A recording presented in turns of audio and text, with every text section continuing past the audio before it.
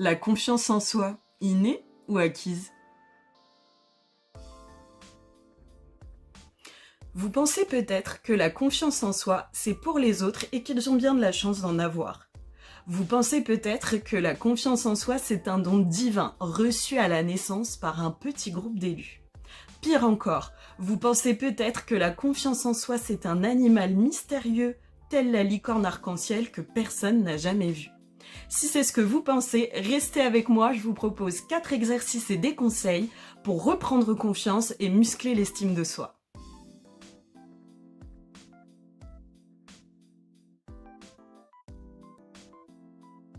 Premier exercice, l'image. Avez-vous une image positive de vous-même?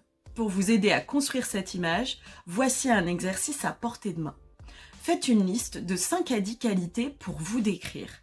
Évidemment, on ne s'arrête pas là, sinon ce serait trop simple. Venez appuyer ces qualités sur des expériences que vous avez vécues. Par exemple, je suis quelqu'un de facilitateur, j'ai une âme de médiatrice. Je suis arrivée dans un projet professionnel et j'ai réalisé que les membres de l'équipe ne partageaient pas du tout les mêmes points de vue.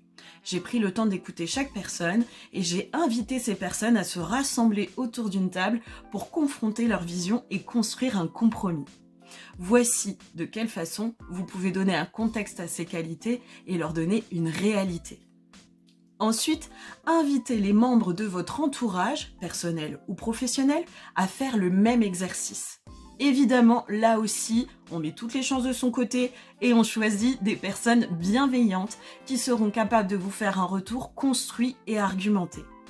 Enfin, venez comparer ces listes. Laissez-vous surprendre par les points communs, mais surtout, laissez-vous surprendre par les qualités que vous n'aviez pas encore vues.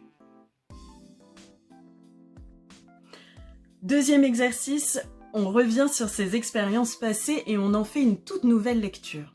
Il peut s'agir d'un poste, d'un job d'été, d'une mission temporaire, d'un stage, d'un projet bénévole, tout est bon à prendre. Dans ces expériences, venez relever les aspects marquants et positifs. Par exemple, là où tout le monde était perdu, vous avez trouvé la solution, vous avez donné la bonne direction.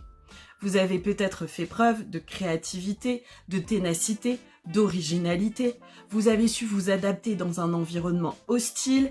Vous avez su fédérer une équipe, vous qui d'habitude êtes si timide. Vous serez surpris de découvrir les trésors cachés de ces expériences et ce qu'elles disent de vous. Troisième exercice, construisez votre portefeuille de compétences, votre bagage professionnel. Prenez le temps de lister vos compétences et vos connaissances. Parmi d'autres choses, c'est aussi ce que vous pourrez vendre sur le marché de l'emploi.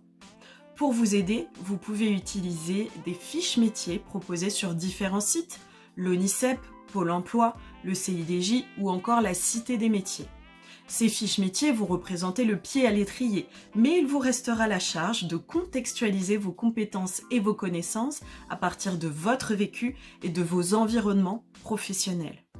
Coucher par écrit ce bagage professionnel, c'est un bon moyen de se l'approprier et de s'en reconnaître le mérite. Quatrième exercice, et pas des moindres, faites-vous accompagner. Choisissez votre cheval de bataille, qu'il s'agisse d'une thérapie, d'un coaching ou d'un bilan de compétences. Le point commun reste la prise de recul sur soi à travers le regard d'un professionnel bienveillant, neutre et objectif. Il vous aidera à porter un regard plus positif sur vous-même.